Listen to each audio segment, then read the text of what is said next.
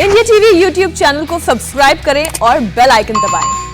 Corona की दूसरी लहर चल रही है, तीसरी लहर तय है, चौथी लहर आने का भी डर मंडरा रहा है। कोरोना के खिलाफ कब खत्म होगी ये जंग, इस वक्त सभी यही जानना चाहते हैं कि कब तक ऐसे ही जीना पड़ेगा, कब तक कोरोना से बचना पड़ेगा। हमने इन सवालों के जवाब बहुत बड़े एक्सपर्ट से पूछे।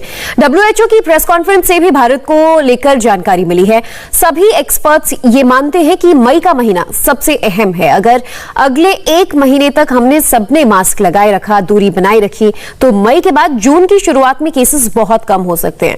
आप ये रिपोर्ट देखिए। दूसरी और तीसरी लहर को लेकर जो भी सवाल आपके जहन में है, उसके जवाब आपको इस रिपोर्ट में मिल जाएंगे। सबसे बड़ा सवाल, कोरोना कब खत्म होगा? 1.25 साल पूरा हो चुका है। इस वक्त वायरस सबसे ज्यादा खतरनाक स्टेज पर है, लेकिन आगे की स्टेज और खतरनाक हो सकती है। इसलिए हम अगले 10 मिनट में कोरोना पर 4 बड़े सवालों का जवाब तलाशने की कोशिश करेंगे। इस रिपोर्ट में हमने एक्सपर्ट से वो सवाल पूछे हैं जिसका जवाब आप फौरन जानना चाहते हैं, जैसे क्या अभी हम पीक पर हैं या सेकंड वेव की पीक आने वाली है? तीसरी वेव कंफर्म है या तीसरे के बाद और वेव भी आ सकती है? वैक्सीन बचाएगी लेकिन नए स्ट्रेन आएंगे, वायरस म्यूटेशन जारी रहेगा, उससे कौन बचेंगे? टेस्टिंग और डेथ फिगर्स पर सही आंकड़े चाहिए, अगर नहीं मिले तो वायरस के स्टडी पर क्या असर पड़ेगा? और आखिर में कि कोरोना कब खत्म हो जाएगा? लेकिन आगे बढ़ने से पहले करंट हालात पर नजर डालना बहुत जरूरी है। दूसरी वेव में कोरोना ने भारत को बहुत बड़ा नुकसान पहुंचाया है। देश में अब कोरोना के रोज 4 लाख से ज्यादा केस आ रहे हैं, रोज करीब 4000 लोगों की मौत हो रही है। इसलिए इस वक्त देश को बहुत सही पिक्चर देखने की जरूरत है। कोरोना पर कोई अफवाह, कोई फेक न्यूज इस वक्त बर्दाश्त नहीं की जा सकती। इसलिए सबसे पहला सवाल, क्या भारत में दूसरी लहर की पीक आ चुकी है या आने वाली है? पीक तो अभी हफ्ते भर में आएगी और आज देखें 4,12,000 हुए हैं, जो कि अब से हाईएस्ट है। तो पीक कोई हफ्ते भर में आएगी और शायद इस महीने के एंड या अगले महीने के पहले या दूसरे हफ्ते में ये नीचे आ जाए। और उसके बाद ऑलरेडी CSIR ने बता दिया कि एक थर्ड पीक भी आनी है, और वो हम हिस्ट्री से भी जानते हैं। अगर हम 100 साल पहले स्पेनिश फ्लू को भी देखें तो थर्ड पीक भी आई जो कि सेकंड पीक से छोटी थी, और एक फोर्थ पीक भी आई। इसको कम करने का, ताकि ये पीक ना कहलाए, ये सिर्फ एक रिपल हो, हमें वैक्सीनेशन पे बहुत ध्यान देना है। वायरस संक्रमण के पीक और फॉल आने में करीब 12 हफ्ते का वक्त लगता है, यानी ये वायरस 3 महीने तक फैलता रहता है, जान लेता रहता है। मई के अंत में दूसरी वेव की पीक आ सकती है और जून में भी बहुत ज्यादा केस आते रहेंगे, इसकी पूरी आशंका है। इसलिए मई और जून के महीने इस वक्त देश के लिए सबसे खतरनाक महीने कहे जाएंगे। IIT ने जो कर्व किया है, जो IIT का जो अभी कर्व आया है, उसमें हमारे यहाँ अच्छा कोई मैट्रिक्स नहीं है जिसमें लोगों ने एनालाइज किया है, बट IIT के कर्व से हम पीक में पहुंच चुके हैं। ये प्लेटो रहेगा थोड़े दिन, उसके बाद डिप करेगा, ये IIT का प्लेटो कहता है। लेकिन मैं जो कहता हूँ इसमें 2 महीने लगेंगे इसको डिप करने में। भारत के अलावा 2 देश जहां कोरोना से सबसे बड़ी तबाही हुई है वो हैं अमेरिका और ब्राजील।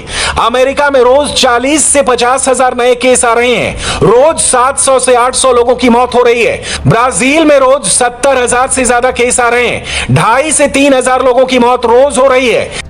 इसलिए इन दोनों देशों की स्टडी बहुत जरूरी है। वहां पीक अप और पीक डाउन वाला वक्त भारत की मौजूदा वेव को समझने में मदद कर सकता है।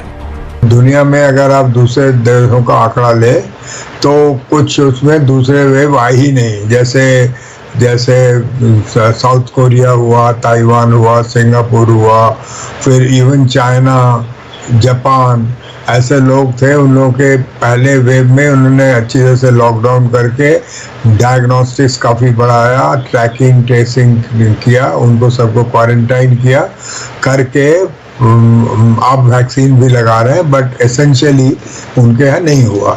जिनके यहाँ ये हुआ, जो मेन इश्यूज हुए, ब्राज़ील में हुआ, यूनाइटेड स्टेट्स में हुआ और यूरोप में, यूके में हुआ।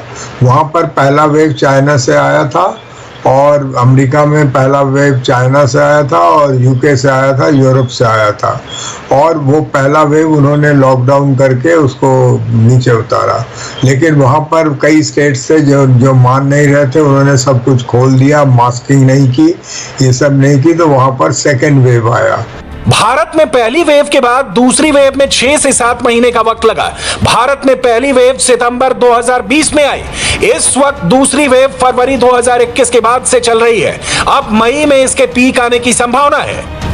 देखा जाए तो भारत में तीसरी वेव मई के 6 से 8 महीने के बाद आ सकती है, क्योंकि वायरस जब फैलता है लोगों को बीमार करता है और साथ में इम्यूनिटी लेवल से लेकर एंटीबॉडीज का असर 7 से 8 महीने तक रहता है। तब तक लोग वायरस के संपर्क में आ चुके होते हैं और इससे 8 महीने तक 80% तक बचे रहते हैं। इसलिए अगर वायरस नए रूप में आया और तीसरी वेव लाया तो यह तीसरी वेव इसी साल अक्टूबर से शुरू होने की आशंका है और इसकी पीक जनवरी 2022 तक आ सकती है।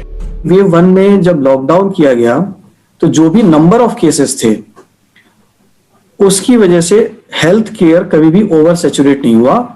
एक जुमला जो हम लोग यूज करते रहे वेव 1 के दौरान, फ्लैटन द कर्व। तो फ्लैटन द कर्व जो स्ट्रेटजी थी उसकी वजह से देश की हेल्थ केयर फैसिलिटीज कभी भी ओवर सैचुरेट नहीं हुई।